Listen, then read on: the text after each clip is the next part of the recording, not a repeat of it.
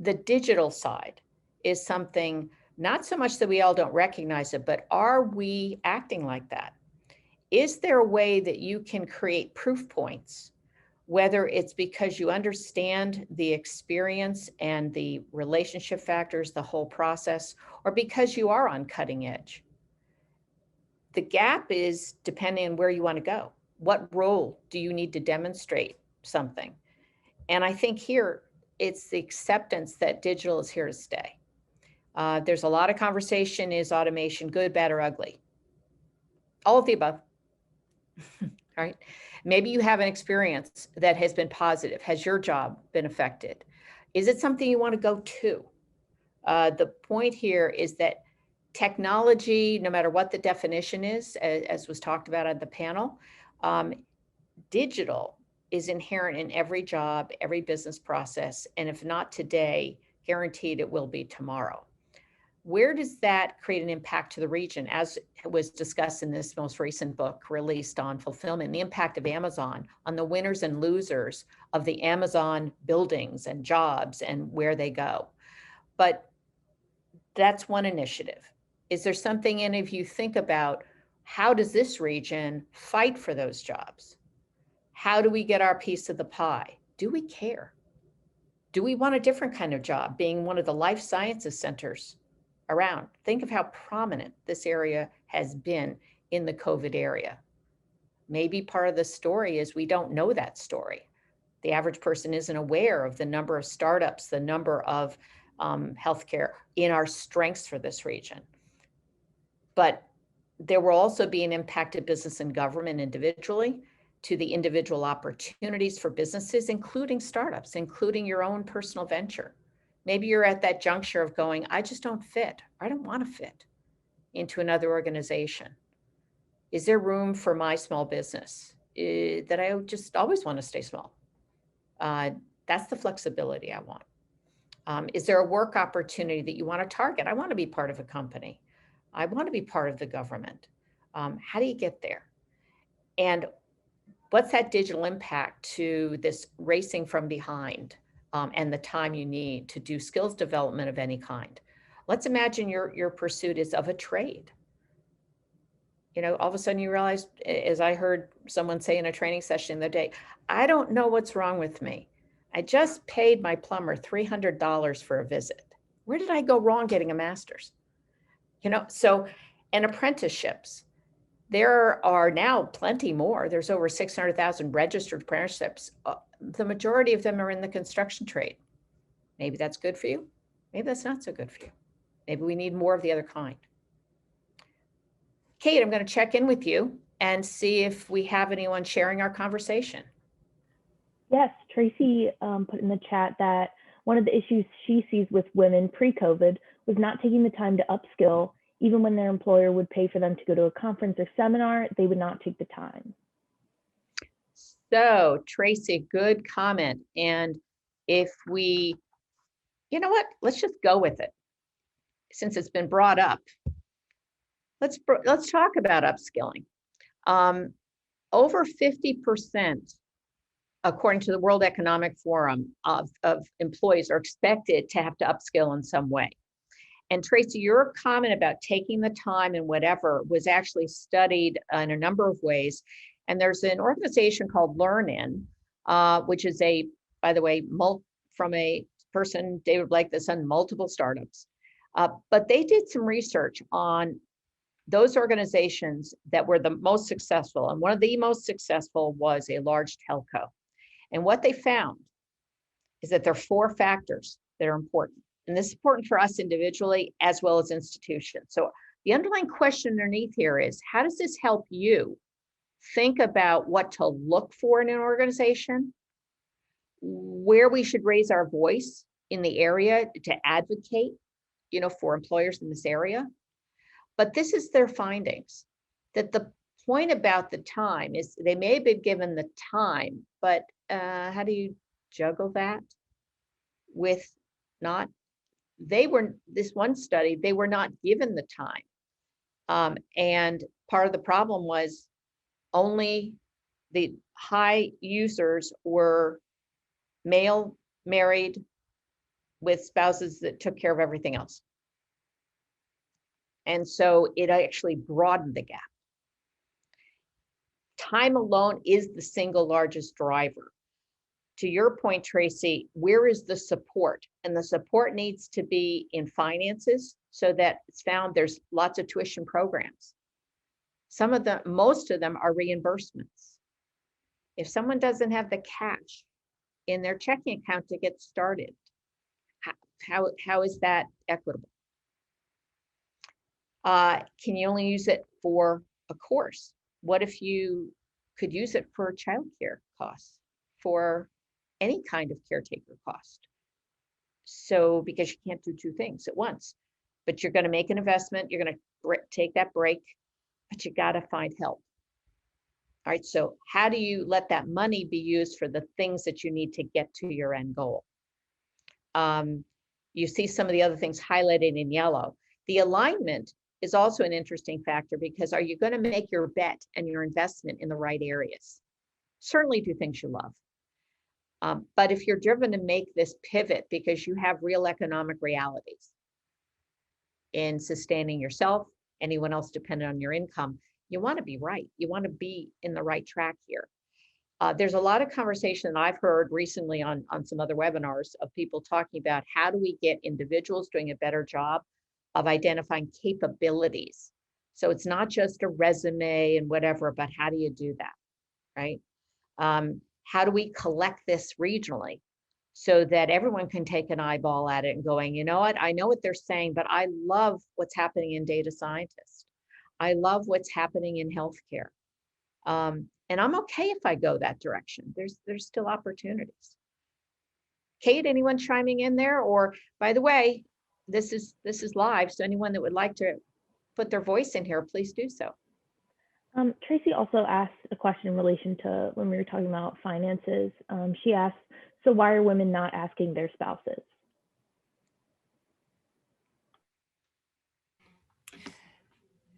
And Madeline, by that, I mean, why are women not asking their spouses to support them when they need, and I hear this a lot.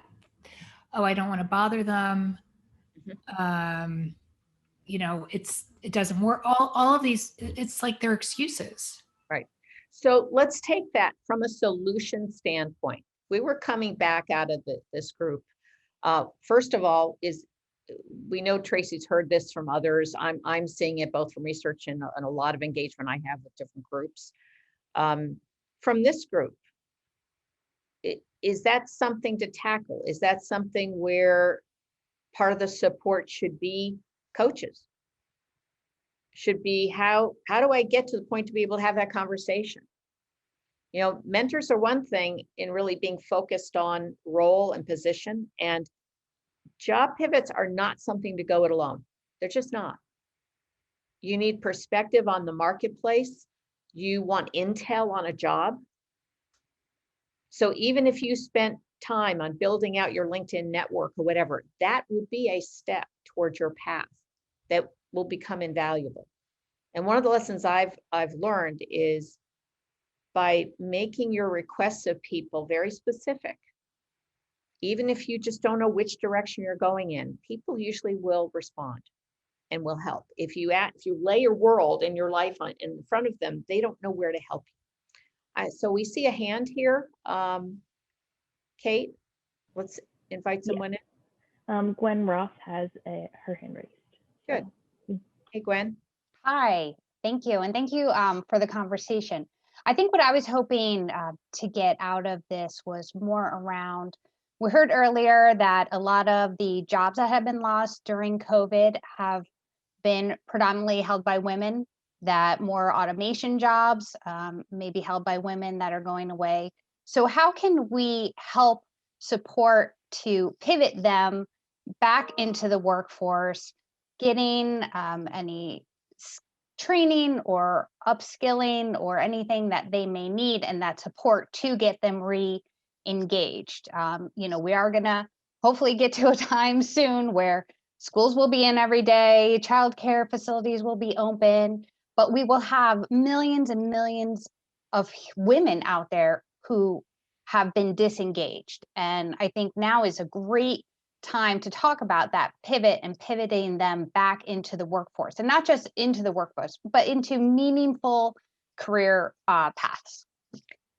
Gwen, in terms of saying what we get out of here, and I think Future Works is serious about taking a need statement, a solution idea to become greater advocates. Is there something that comes to mind when you talk about the skilling? Is it a function of skill areas of not knowing what the programs are? Are they financially supported along this matrix of things, that being aware of what is needed in the region? Or with remote, perhaps now people can talk about major employers that have are perfectly now willing to employ remote. You don't have to be bound by what's here physically. I think I'm sorry, Madeline. Please, Gwen. I think it could be a combination of both. So I come from the economic development world, and I'm our workforce director. And what we have seen, what we have heard from chambers and from our economic groups talking about, what their needs are, or what they hear from from the businesses that they assist, is just, again, it's all these things around women and why they have had to drop out of the workforce, what can be done to re-engage them. So from the workforce standpoint, when people have, been laid off, there hasn't been that requirement to register with the local career link system to get them to even know about training opportunities or job opportunities. So now I know there are some programs going on to make that proactive engagement, to reach out to those who are about to have unemployment benefits expire. But again, it's almost like trying to engage those disengaged youth. Like, how do we get out to them? How do we let them know that these opportunities are out there? And there are childcare areas programs that can support them, and other types of initiative, individual training account, whatever they may need in order to get those skills or even learn about those opportunities. So Gwen, what I hear you saying is that it's not just having the programs, but it's the promotion of the programs and getting the person to actually engage with them so that they started on that path for help. So where could more promotion, and it sounds like at minimum, get engaged with, if you will, at least the unemployment infrastructure that's available on the public side, and perhaps pop up private side as well in a partnership, because there's lots of innovative things, as you know, popping up on individual. So we have another hand as well. Do you want to join? Yes, good morning, everyone. My name is Victoria Fear, and as you can see from my background, I'm with a nonprofit called Year Up, and we are one of those workforce training programs.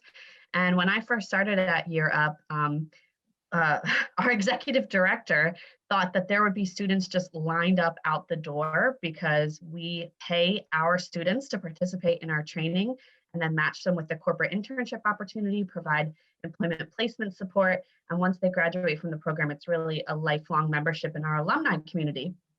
So we were under the expectation that, this is just, we would have students lined up out the door ready for this opportunity. And it really was not that way. And I don't know if this is the experience of other workforce development organizations like ours, but a lot of the students we serve actually think that the program is too good to be true. And it's not until they're actually in it and participating in it every day that they're like, oh, wow, this is a real opportunity. And then they get to tell their friends, and word of mouth has become our primary way to recruit new people to our program. But I've found that, I grew up in this area, but I've only been back since last summer. I was one of those people that was laid off and had to find a new role, same organization, but new role, a new team within it. And where was I going with that point? Anyway, the interesting thing is that we have been hustling our butts off to get students involved in our program. And a couple weeks ago, there was a TikTok video that went viral, and our admissions team all around the country was flooded with inbound inquiries from young adults that were interested. So to Gwen's point about like, how do we let people know? One, it's meeting them where they are. Yep. The populations that we serve are on social media, and I don't necessarily think our organization has done the best job of leveraging social media to our benefit and using the influencers and ambassadors that are already out there with a large following, capitalizing on that. And secondly, I think that we as workforce organizations are really disorganized. Like, I'm attending sessions about the future of work and about workforce development and about talent pipelines all the time. And we're not always talking to each other. So I think there's a huge opportunity for us to have a more coordinated effort across providers. And how about the approachability? You talk about TikTok and meeting people where they are. If we were to ask people, again, if we use that generation framework, everyone kind of has their own set of things that they do. Even prepping for some other meetings, we had some people go, I know people tell me I got to get on the Instagram, because I got to reach my people over there. And so we fall into habits. So I'll just put you on the spot. How approachable is Europe for someone who isn't youth? Well, our population, we did traditionally serve 18 to 24. We recently expanded the age range a little bit nationally up to age 26. And then for the Philadelphia market, we serve 18 to 30-year-olds. So, we have had actually print billboards at bus stop stations. And then we have a lot of partnerships with higher education organizations. So a lot of times we're leveraging their admissions pipeline to plug into the people that they might be recruiting for their college or university. But I think that, we are targeting a younger audience. So most of them are at least using banner ads on websites, even if it's not social media specifically. Right. But I think that we could play better in the sandbox with other groups that are also reaching out to our population, which is opportunity youth, opportunity talent. Good. So I'm hearing a couple of things just to keep our sort of summary of some headlines. One is the point about really the engagement of people into the existing programs that exist, that Gwen brought up. And you've expanded that conversation to really talk about how to get to your targeted audiences and meet people where they are, so that we're broadening. And the last point you made is, how can we connect those of you who are providing a pipeline of some kind, a learning pipeline, a job exchange pipeline, sharing of the information pipeline? If I between the two of you, have I captured? I think so, Madeline. Thank you. And it's interesting, the subject of this breakout room is next act career pivots. And so COVID certainly was an accelerator for people who had to find a next career. I'll mention two of our current students very briefly, and then I'll hush. But one of our students, he was working in the food and beverage industry. He worked his way up to being a sous chef in one of the top hotel restaurants downtown. And then COVID happened and he got laid off, and he had no background in IT whatsoever, but he found Year Up. I should ask him how he found Year Up, but he did. And he joined our information technology track, and he's currently interning at Merck and doing fabulously. Another one of our students, she's an immigrant, and she's from Eastern Europe. I'm trying to recall the exact that she's from, but Serbia or Russia or something. And so she was an English as a second language tutor and teacher, and she did that full time with Kaplan, and again, laid off as a result. Now she does still offer some tutoring on the side, but she also is interning at Merck as a result of joining Year Up. So I think that we didn't see ourselves as a provider for next act career pivots, but now I think the pandemic has accelerated us as a possible solution for that population too. And I think that's the point here of alignment. Not that I buy 100% into David Blake's stuff, but the fact is that these things, we heard Melissa talk about it, this alignment of organizations to resources. People are key resources. And regardless of that, I know, speaking with the head of Prudential's future work, what kind of skills? So we're talking about, can I do those kind of hard skills, technical or whatnot? We are learners by nature. We may get to a point where we hesitate or we have the fear. And I have a very dear friend who's a life coach, Paula Adler, and her whole thing is for women is how to take that fear and hesitation and turn it into action. And it's really what you all are taking. How can we make that first step toward a next act, be productive, make the connection with people, and further connect that network of support that's out there, to do this. But the Prudential person's point was that regardless of how far we go with automation, and I've got half my career in technologies of all kinds, you still need critical thinking. You still need judgment. Data scientists are growing because as much as AI can serve up the insights, you still have decisions to make. You still have nuances to understand. And that's true not just data, but the cyber analysts that need qualities that people don't think about. Robin, I see you would like to join. Good morning, and thank you. Yeah. This is a great session. So I just wanted to say very briefly that as someone in my late 50s who's been a lifelong learner for life and continuing to do so, one of the things when I've been pivoting and pivoting and pivoting, even from 2009, where I got laid off from my full-time job as a lighting designer in a firm when that crash happened, and so since then I've been a self-employed person, and so one of the things that I emphasize to a lot of people who are in this middle age is that I remind them that we are in a middle age. And if you talk about middle age, that means that you're halfway through. So if you're halfway through, that probably indicates that you're going to live to be at least 100.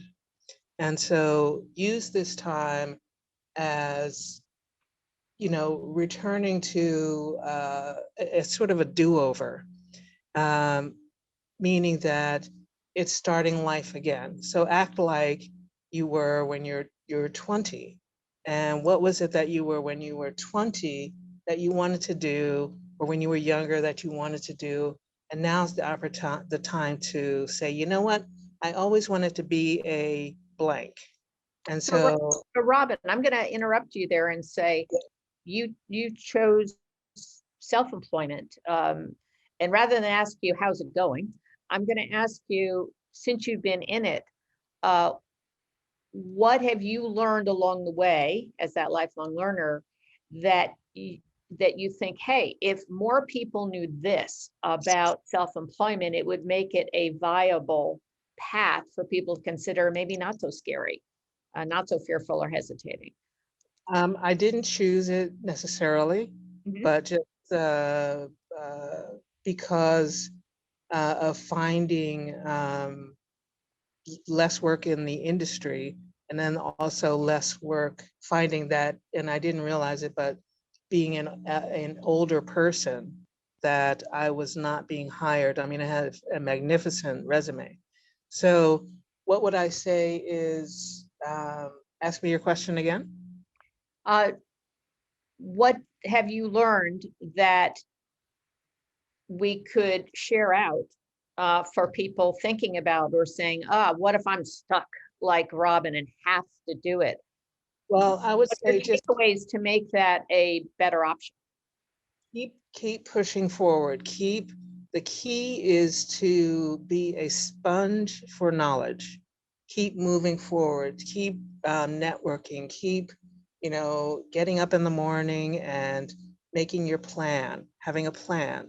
What do I want to accomplish today? And finding the resources to support that plan. But just keep moving forward. It's not easy, but it's rewarding, and just keep moving forward. That's my biggest takeaway. Keep pushing forward, stay connected, find your peers, find information, be a sponge for information.